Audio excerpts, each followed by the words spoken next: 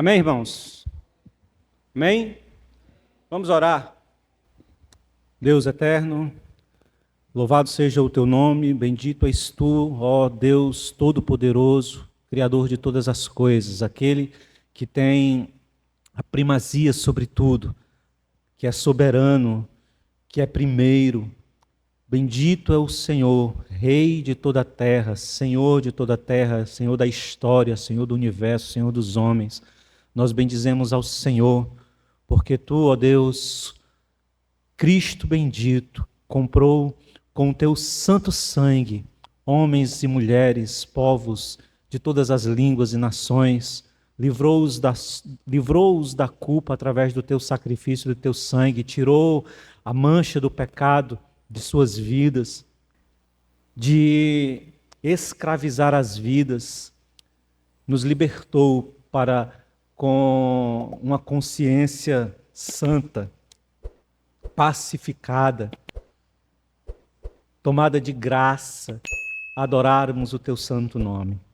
Oh Deus bendito, nós te louvamos, estamos nesse lugar, Senhor, mais uma noite, porque ansiamos aprender de ti, ansiamos, ó Deus, ter conhecimento das tuas obras, dos teus santos feitos e acomodar, ó Deus, essas verdades na nossa alma, de tal forma, Senhor, que possamos vivenciá-las no dia a dia de nossa caminhada, como exemplo de vida, tomar, ó Deus, as tuas obras, tomar os teus feitos e utilizá-las, ó Deus, como referência para a nossa caminhada nesse chão, como testemunhas, ó Deus, falando, Deus, das obras de Cristo, mas também vivenciando aquilo que as obras de Cristo nos chamam a ser.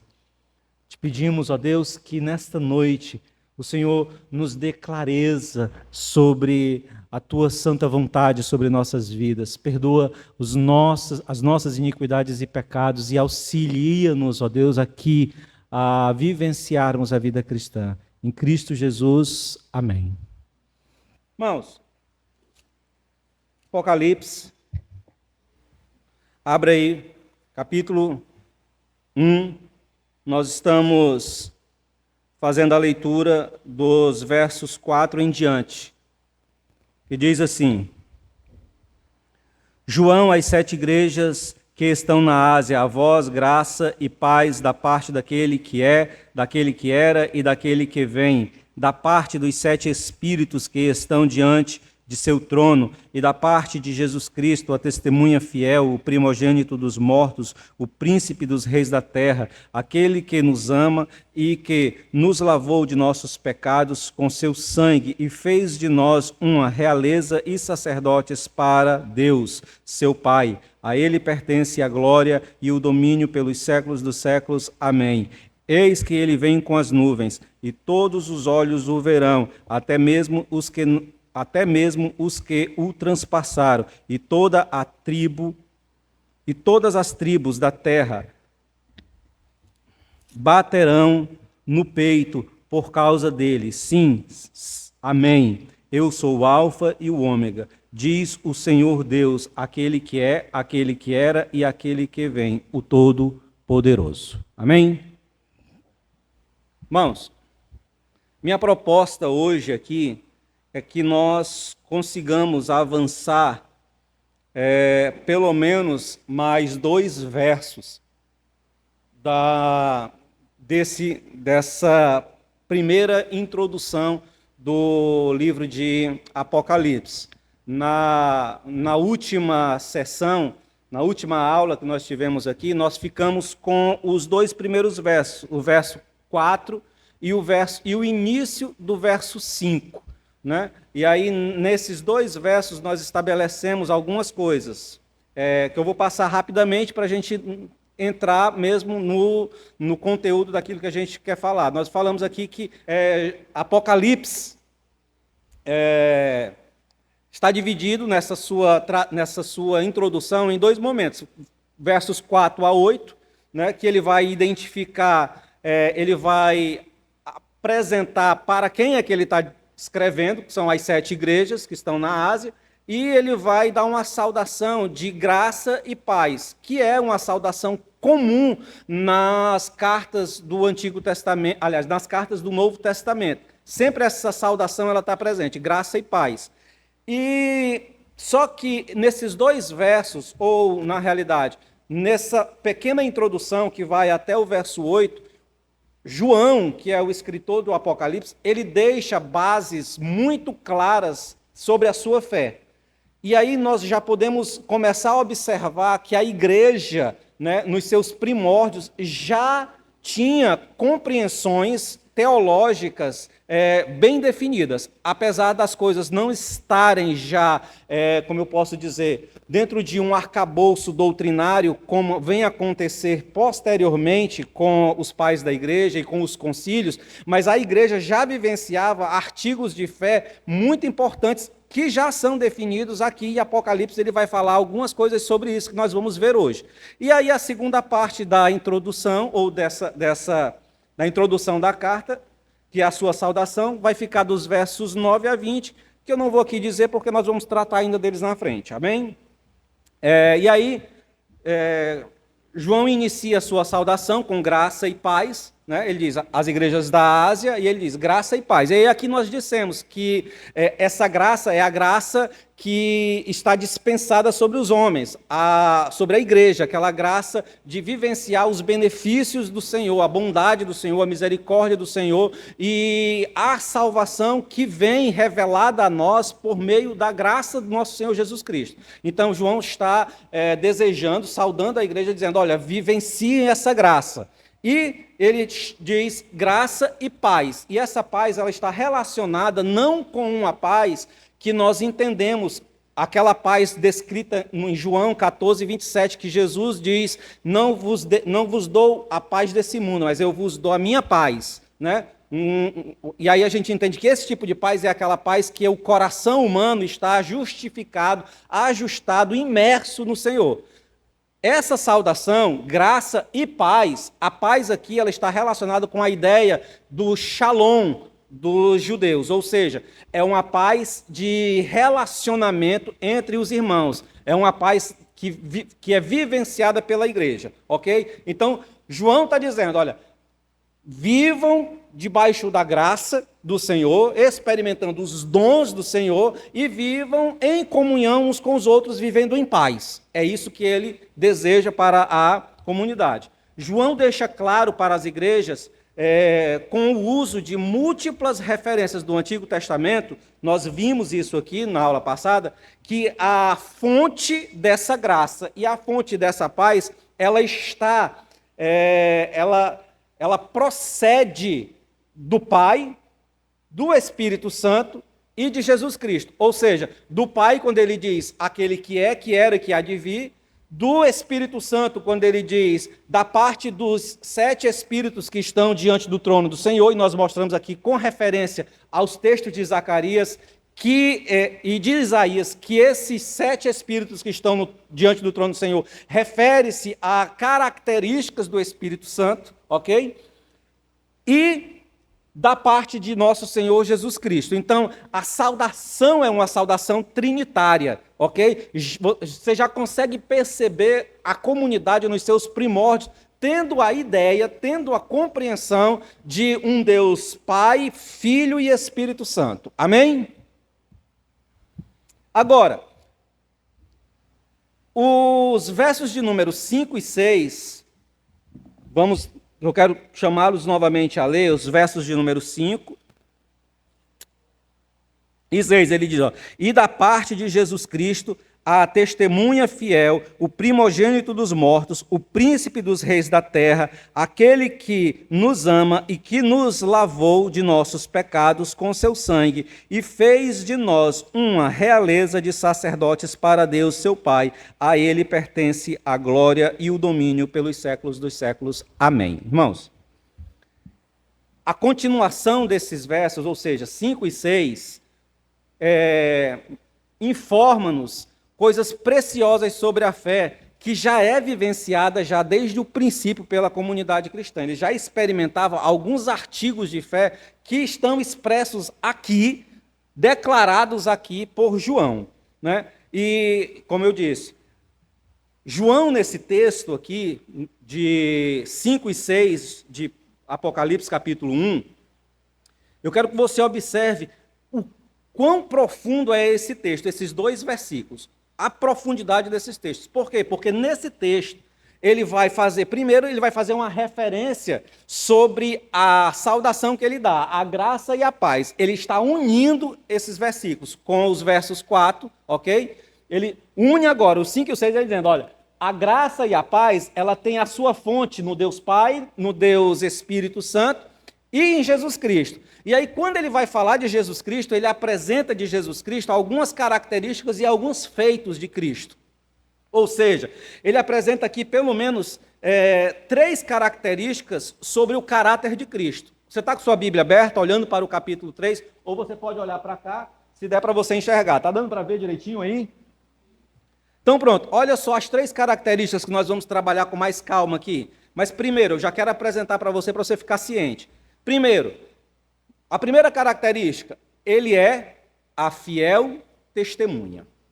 Então essa é a primeira característica de Cristo, ele é a fiel testemunha. A segunda característica, ele é o primogênito dos mortos. E aí nós vamos entender aqui o que é que significa essa palavra primogênito, porque em alguns lugares essa palavra, ou em alguns contextos essa palavra, ela dá a ideia de primeiro, a pessoa que vem primeiro, que foi formada primeiro, né? E aí, essa ideia, quando ela é aplicada a Jesus, em alguns lugares as pessoas entendem equivocadamente, achando que Jesus é o primeiro ser criado na criação de Deus. Ou seja, nessa perspectiva, Jesus seria uma criatura do Senhor, ele fazia parte da criação, ele seria o primeiro da criação. E essa compreensão está equivocada, porque não é disso que o texto fala. E nós vamos aqui entender, né, o conceito da palavra primogênito, ok? Amém? A segunda característica que ele nos coloca aqui, ele diz primogênito dos mortos, e aí ele diz príncipe dos reis da terra. Irmãos, isso aqui é de suma importância a gente entender. Por quê? Lembra que nós falamos que Apocalipse é escrito dentro de um contexto onde a sociedade cristã, ou a sociedade daquele período está vivendo debaixo da opressão de um império, de reis, de imperadores que tomam para si a autoridade de reinar e de dominar sobre as pessoas. Ao longo da história você vai ver isso, você vai ver Herodes, você vai ver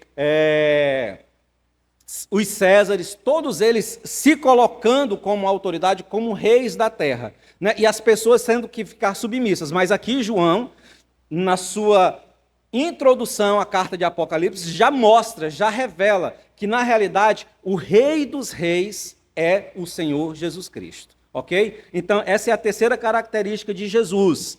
Ele é o Rei, o príncipe de todos os reis da terra. E aí, depois dele dizer essas 3 características, ele fala algo que é essencial na pessoa de Cristo.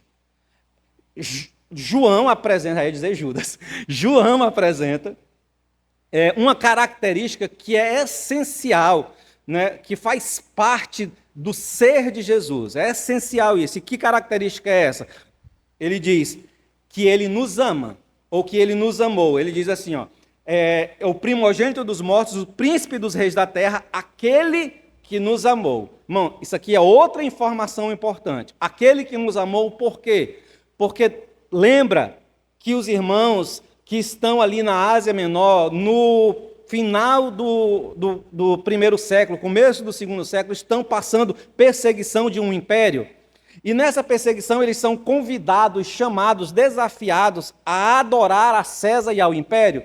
E eles precisam manter a sua fidelidade com o Senhor. E aí, por causa de manter a sua fidelidade, eles são perseguidos, eles são caçados, eles são martirizados, eles são mortos, né? Então, a perspectiva da comunidade era de que talvez o Senhor os tivesse abandonado, que talvez eles não fossem amados. E João aqui apresenta de imediato que, na realidade, na sua introdução a essa comunidade que está vivenciando essa perseguição, que está vivenciando esse fogo que se levantou diante deles, João está esclarecendo, olha, a graça e a paz que vem de Deus o Pai, de Deus o Espírito Santo e de Deus o Filho, que é fiel testemunha, que é primogênito dos mortos, que é o rei de todas as terras, o rei de todos os reis da terra, ele também nos amou.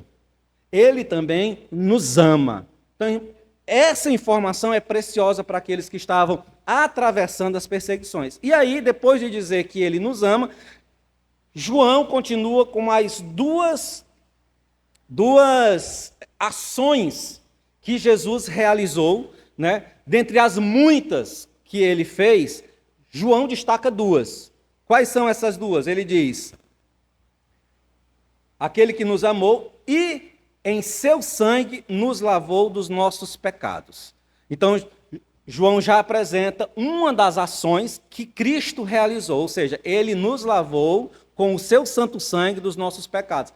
Outra informação importantíssima para a comunidade, por quê? Pessoas que estão atravessando uma perseguição, pessoas que estão atravessando uma peleja como aquelas, têm a mentalidade como qualquer pessoa na face da terra imaginaria que estão padecendo aquilo que estão padecendo por consequência de seus pecados. Quem aqui nunca pensou assim, eu estou padecendo isso aqui é porque eu devo ter pisado na bola, porque eu devo ter cometido alguma coisa. E aí, a informação de João para a igreja é que nós estamos lavados dos nossos pecados. Enfrentar o império que está diante de nós pode ser feito com a esperança de que os meus pecados, eles foram lavados no sangue de Jesus e que a minha situação diante do Senhor está resolvida através do sacrifício de Cristo. Então eu posso atravessar e enfrentar a perseguição, inclusive a morte, se for o caso, sustentando o testemunho fiel que o Senhor me chamou. Por quê? Porque eu tenho a plena certeza e a convicção, segundo o que o texto bíblico nos diz de João em Apocalipse. Ele, Jesus Cristo, que me deu a graça e a paz, também lavou os meus pecados. Amém? E por último, ele fez uma outra ação, que foi, nos fez reino e sacerdote para o seu Pai. E aí, essa aqui a gente vai precisar explicar um pouquinho melhor, porque isso aqui interfere, inclusive, com a linha de pensamento de que... porque Deus tem um reino e um povo que ele chamou para ser reino e sacerdote. Esse povo é o povo de Israel, sim ou não? Êxodo vai falar sobre isso, que o Senhor chamou o povo de Israel para ser o seu reino e seus sacerdotes, luz sobre as nações. Mas aqui João está dizendo que Jesus, através do seu sacrifício, do seu sangue, nos lavou dos nossos pecados e fez de nós, a igreja, pela qual ele está apresentando na sua carta, reino e sacerdote. A gente precisa entender um pouquinho isso aqui, amém? Mas na frente a gente vai ver. Espero em Deus que o tempo nos seja hábil para tudo isso hoje. Então, você percebeu a profundidade que esses dois versos possuem? Então, eu peço paciência a você, porque não dá para passar por cima de todo esse conteúdo. Então, a gente precisa parar aqui e analisar cada expressão dessa, cada característica dessa, cada ação de Jesus Cristo. Por isso que hoje a nossa proposta é minimamente trabalhar essas características de Cristo e as suas ações. Amém? Primeiro, fiel testemunha. Irmão, a palavra testemunho, certo? Ou testemunha, ela é uma palavra, essa palavra, quando ela foi retirada do original, a palavra original lá é martírio, ou mártire, certo? Então, a palavra grega que foi traduzida para o português para testemunho é mártire. E essa palavra, ela possui um sentido de alguém que testifica, possui uma ideia forense. E aí eu quero que você faça aí, escreva essa palavra, forense, e marque assim um xizinho, porque assim, essa é uma palavra importante. Por que ela é uma palavra importante?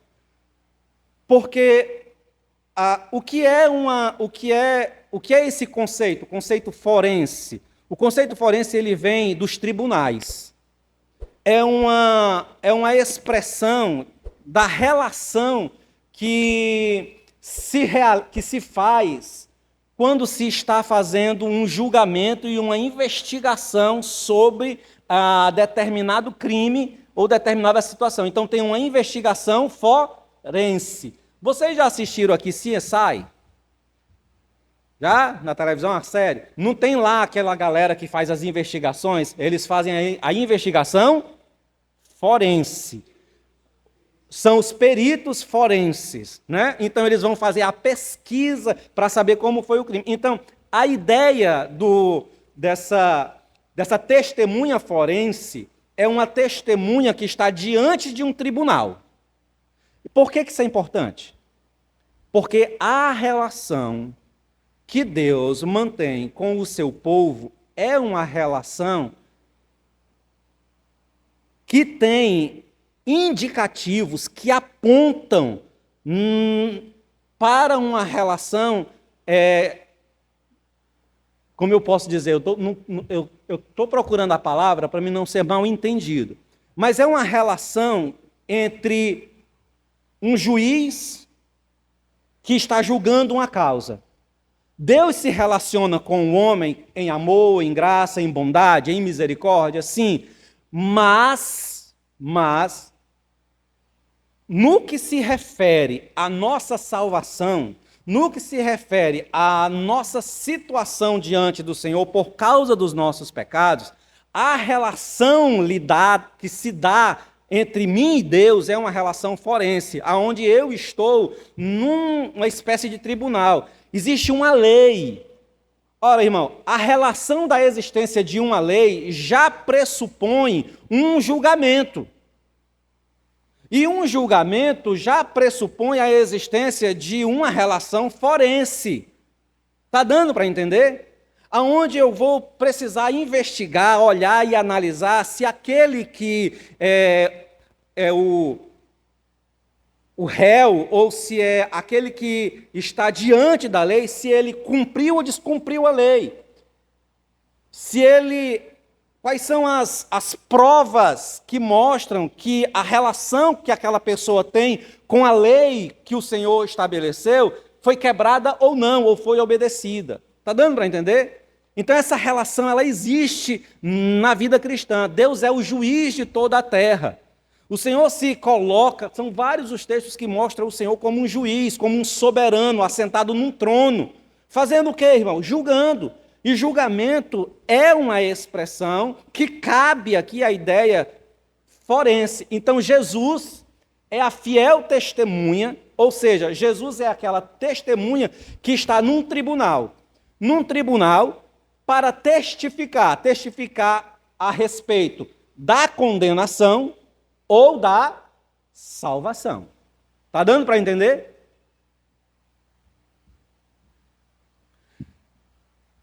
João, ele é um cara que ele está imerso nas literaturas antigas. Nós aqui já falamos disso. Era a literatura que ele lia, ou seja, os livros que nós temos hoje como o Antigo Testamento. E aí, usando aqui uma linguagem que ecoa o que está descrito lá no Salmo de número 89, dos versos de número 23, João transfere a ideia, o conceito que o Salmo de número 89 trata, porque o Salmo de número 89, aqui abre-se um parente, o Salmo de número 89, ele é um salmo que vai tratar da aliança que Deus fez com Davi e da esperança de Davi para que o seu reino seja perpétuo, para que o seu reino continue. Isso aqui é importante, irmão. Depois eu quero que você leia esse salmo, com cuidado.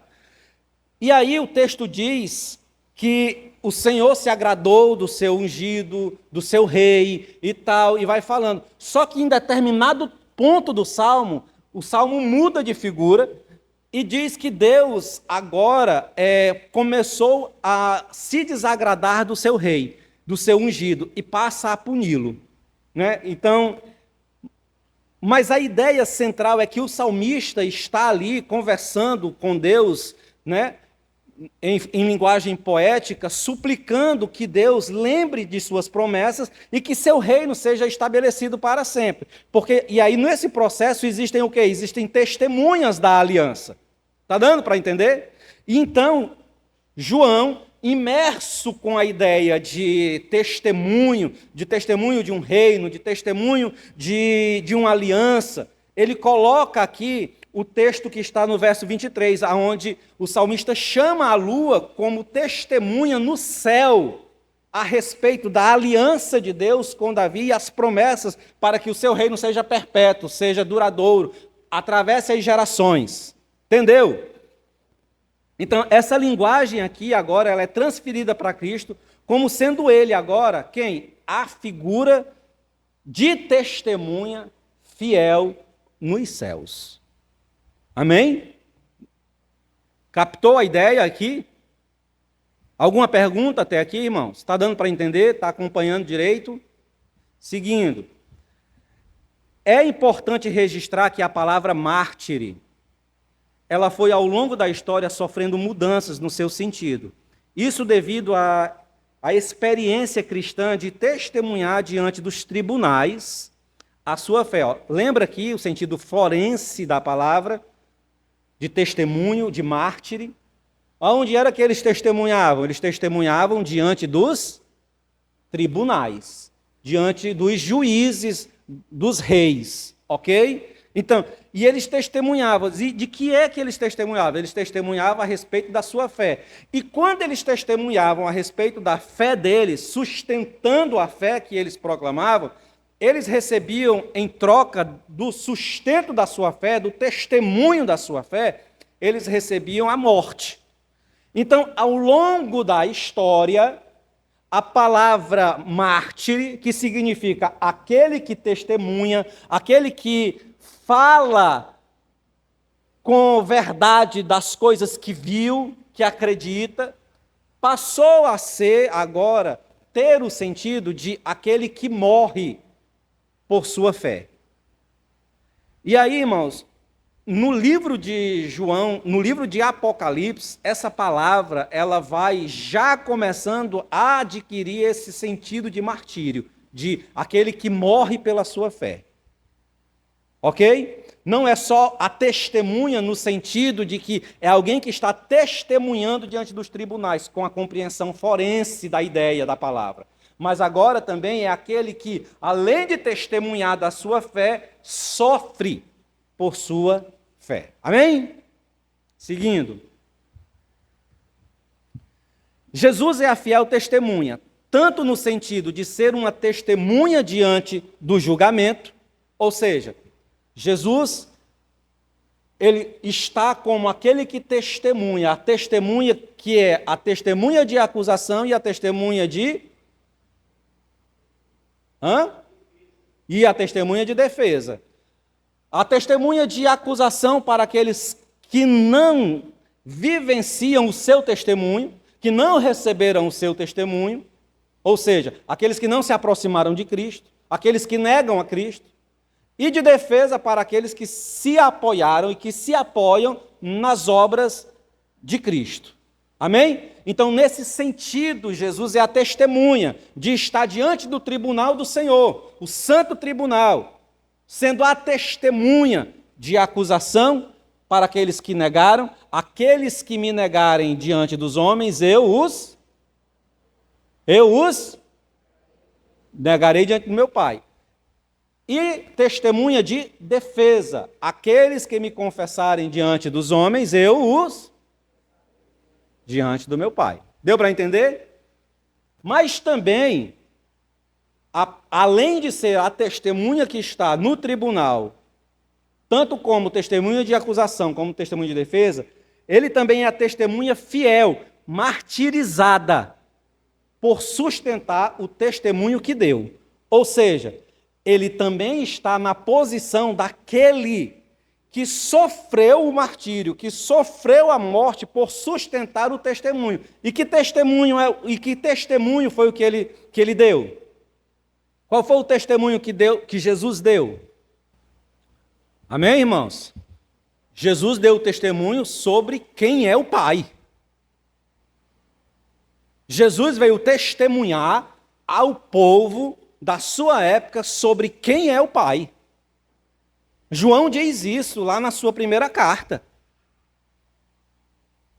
Que Jesus vem e traz uma mensagem, e essa mensagem é entregue para os discípulos, e os discípulos agora entregam essa mensagem para as pessoas, para que a nossa comunhão seja comum entre Deus, o Pai, e entre os discípulos, e entre nós mesmos.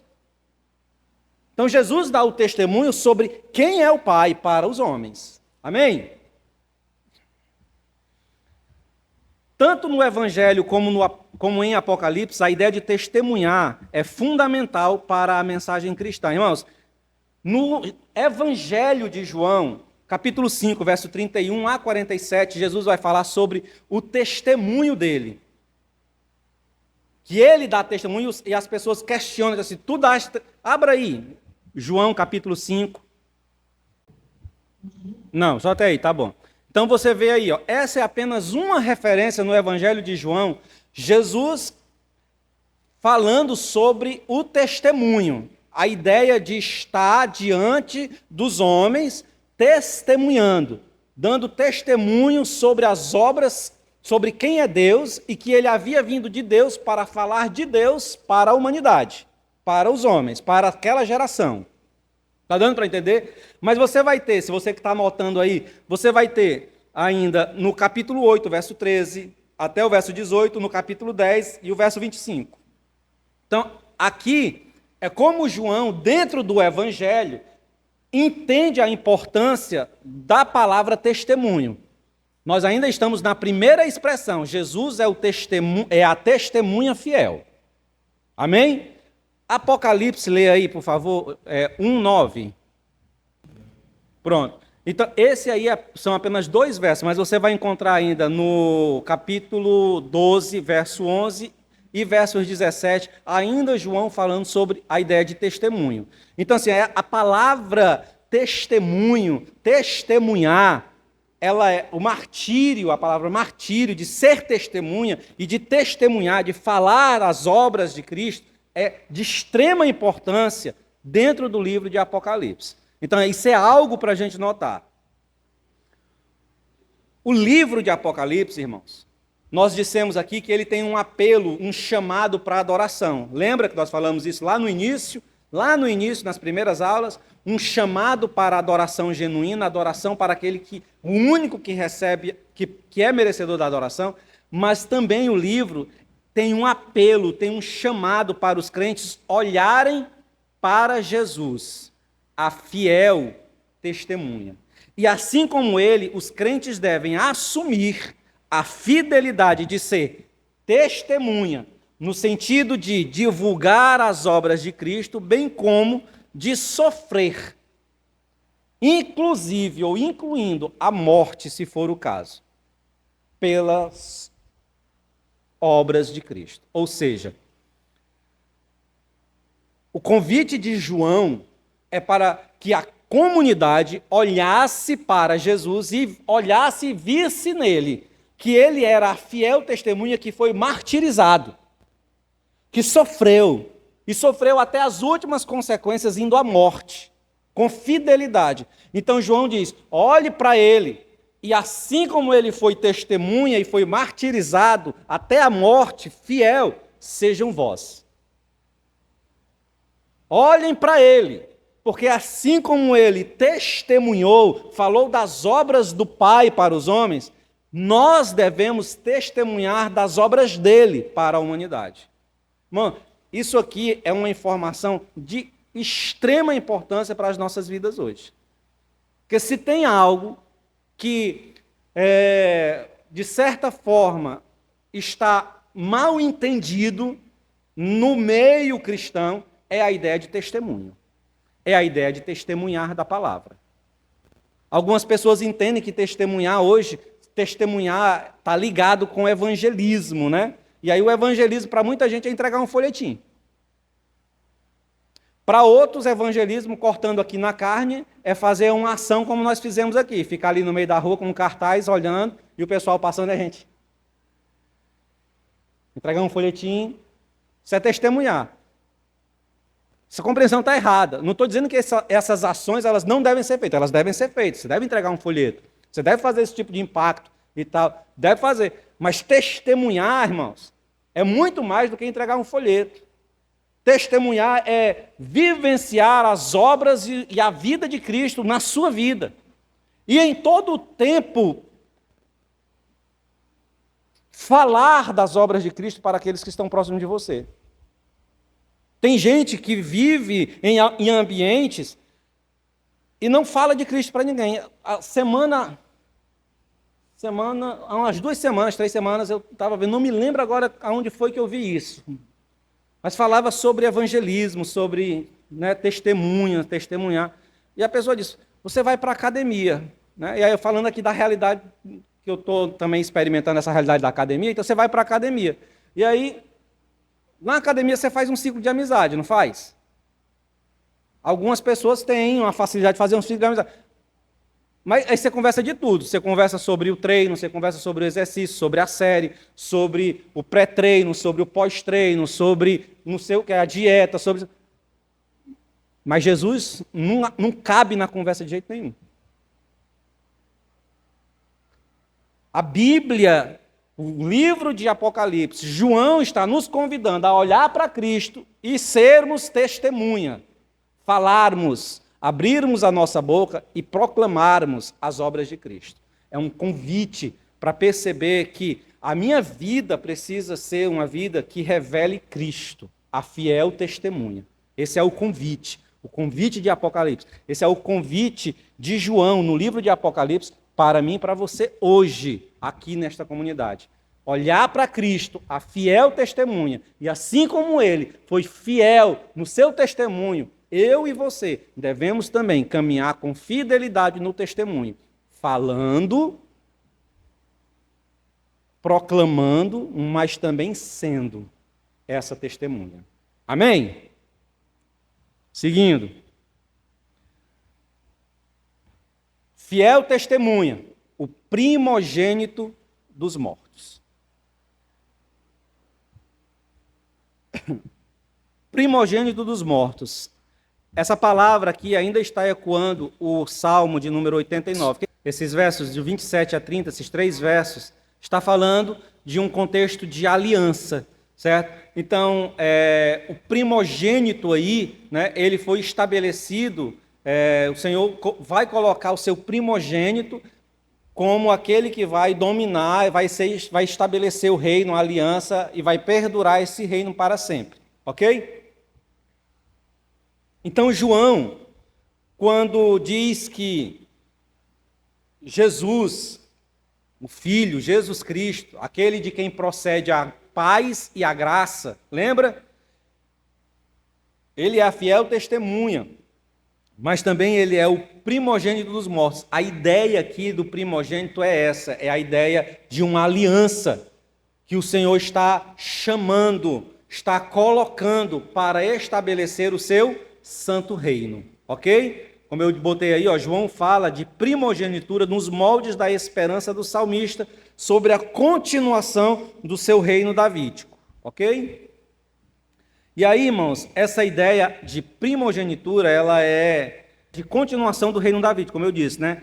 Expresso a partir dos ecos do Salmo 89. Essa expressão aqui, ela é fundamental para a gente entender o que João vai falar lá no final desse verso.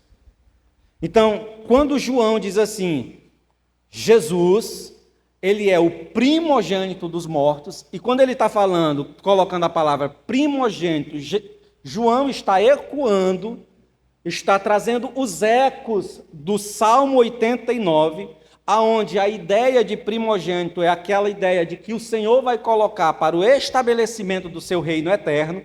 Essa ideia precisa ser bem entendida, por quê? Porque João, o Salmo 89 está falando do reino davídico, a esperança e a linhagem daqueles que serão reis e sacerdotes sobre a terra. Está dando para entender? Só que João agora vai aplicar isso posteriormente, no final desses versos que nós lemos, à igreja. Então nós vamos entender isso um pouquinho quando a gente estiver lá. Mas eu quero que você atente para isso. A ideia aqui de primogenitura, ela é estabelecida para ecoar a ideia de uma aliança que Deus estabelece que vai perdurar para sempre. Amém? Só que antes da gente pensar um pouco sobre essa ideia e a consequência daquilo que João está dizendo sobre Jesus, ecoando aquilo que está dito no Salmo 89, antes da gente entender isso, as consequências, os desdobramentos disso, vamos primeiro entender a ideia de primogenitura, certo? O termo primogênito, ele possui dois sentidos básicos. Primeiro, refere-se à soberania, posição de autoridade, direito de domínio e autoridade sobre alguém ou alguma coisa. Certo? Então, quando a palavra primogênito ela aparece, ela está dentro de um contexto aonde se refere que aquela pessoa que é identificada como primogênito, ela na realidade tem um sentido de autoridade, de poder. Abra aí, Colossenses, capítulo de número 1, verso 15. William, abre aí em Romanos 8, verso 22. Joaquim, abre aí, por favor, em Hebreus 1, 6. Vamos ler esses três textos, porque dentro desses três textos, a ideia apresentada de primogenitura é a ideia de soberano, de alguém que tem poder, que tem autoridade. Então não está ligado aqui à posição, lugar, como quem vem primeiro ou quem vem em segundo, como geralmente se entende. Primogenitura tem esse entendimento? Tem, é o que nós vamos ver aqui posteriormente. Então, a palavra primogenitura ela tem dois sentidos. O primeiro, de poder e autoridade, e o segundo, de lugar, alguém que vem primeiro do que o outro. Ok? Então, eu vou primeiro apresentar o conceito de primogenitura sobre a ideia de autoridade. Colossenses 1,15. Então, a ideia presente aí não é que a ideia de primogenitura não é que ele foi criado primeiro. Então, assim, dentro da criação, ele é o primeiro. Não. A ideia de primogenitura, ele é o primogênito de toda a criação, por quê? Porque todas as coisas foram criadas por ele, ou seja, ele está no lugar de autoridade sobre a criação. Ok? Beleza? Deu para entender isso? Romanos 8, 28. Pronto. A fim de que ele seja o primogênito dentre muitos irmãos, ou seja, ele está na posição de autoridade, ok? Sobre aqueles que chamou. Amém? Hebreus 1,6. Todos os anjos de Deus o adoram. Essa referência de Romanos, ela não está encaixada aqui na referência de autoridade. Viu? Ela tá mais encaixada na referência de lugar. Né? Então, Jesus ele é o primogênito dentre, né, os mortos, ou seja, ele é o primeiro, ele é aquele que primeiro ressuscitou. Entendeu? Então, essa referência de Romanos, ela não se encaixa na referência de autoridade, quando está falando de primogênito. Mas Colossenses e Hebreus é a referência que fala de Jesus como aquele que é primogênito, não como aquele que é o primeiro, mas como aquele que tem a autoridade e o lugar. O primogênito é aquele que tem a autoridade. Presta atenção. A ideia de primogenitura, ela é estabelecida em Israel para dar autoridade ao primeiro filho. Então, dentro de Israel, o primeiro filho, ele recebia porção dobrada da herança. E aí, na grande maioria das vezes, a gente entende que a ideia de primogenitura é a ideia daquele que é o primeiro. Então, se eu nasci primeiro, eu tenho porção dobrada da herança. Ok? Só que, essa ideia está correta? Está correta. Só que nem sempre a primogenitura, ela é uma referência para o primeiro. Por quê? Porque nós vamos ter quem? Nós vamos ter Jacó, que não foi o primeiro, mas recebeu a bênção e acabou assumindo a primogenitura. Ok? E tem outras referências nas Escrituras que mostram aquele que não foi o primeiro, mas acabou recebendo as bênçãos daquele que seria o primeiro. Por exemplo, Davi. Davi não é nem o segundo, nem o terceiro, nem o quarto. Davi é o último dos filhos de Jessé. Mas é ele que recebe o direito de ser quem? De ser ungido rei. Está dando para entender? Então, o poder e a autoridade é colocado sobre ele. E em Salmos 89, que nós lemos, o texto está falando sobre o rei davídico, aquele que o Senhor estabeleceu como o primogênito. Está dando para entender? As referências de Colossenses 1, 17 e 18, anote aí para você ver em casa. 1 Coríntios 15 e 20, aqui são referências aonde primogênito tem o lugar de, tem o sentido de lugar. Aquele que vem primeiro do que o outro, entendeu? Está na frente. Então, entenda, primogênito tem dois sentidos, o de autoridade e o de lugar. Amém? No livro de Apocalipse, irmãos, os dois conceitos estão presentes quando se fala de primogênito. Primeiro, no sentido de que ele tem poder e autoridade, isso está expresso em Apocalipse 20, 14, quando o texto bíblico diz que o seu poder e a sua autoridade sobre todas as hostes, sobre todos os poderes, é tal que ele destruirá a morte.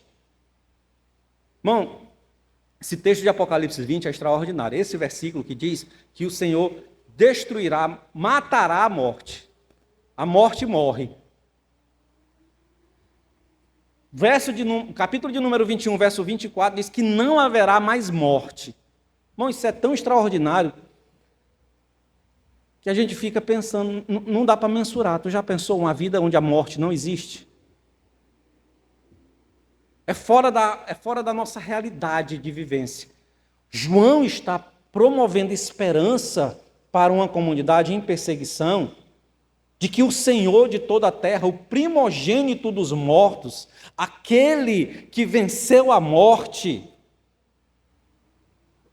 concede esperança para aqueles que se ajustam à fidelidade de seu testemunho, sendo eles testemunho no mundo, garantindo para eles que, passando por isso, eles não mais experimentarão a morte.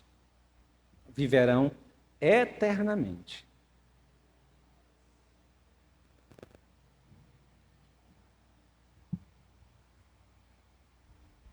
Aí você vê aí os versos de número 2, 7 a 11, 20 a 6, 22, 2, 3, 14 e 17, que são referências sobre aqueles que ajustaram suas vidas a Cristo e, por ajustarem as suas vidas a Cristo, sendo testemunhas de Cristo, fiéis, que é o que o chamado do livro faz para a comunidade, ser fiel no testemunho, para estes ele garante essa vida eterna. Amém?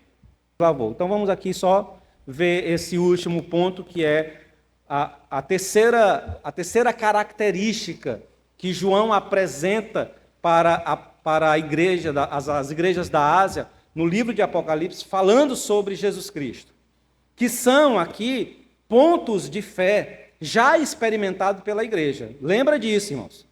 Isso aqui é o início da igreja, do desenvolvimento da fé cristã, já tendo a experiência, a igreja já vivenciando essas coisas, ou seja, entendendo que a paz e que a graça que elas vivenciavam tinha a sua fonte no Deus Pai, no Deus Filho e no Deus Espírito. Era uma fé trinitária. Que Jesus era a testemunha fiel. Então, como testemunha, o chamado é para que nós também sejamos testemunhas, testemunhando das obras de Cristo nos tribunais, na vida, no cotidiano, entendendo que ele é o primogênito dos mortos, ou seja, com a ideia daquele que tem autoridade sobre a morte, mas não só que ele tem autoridade sobre a morte, que ele é o primeiro a vencer o poder da morte. E como aquele que vence o poder da morte tem autoridade para dar aos seus fiéis também o direito da vida eterna. E agora, o texto diz: ele é o príncipe dos reis da terra.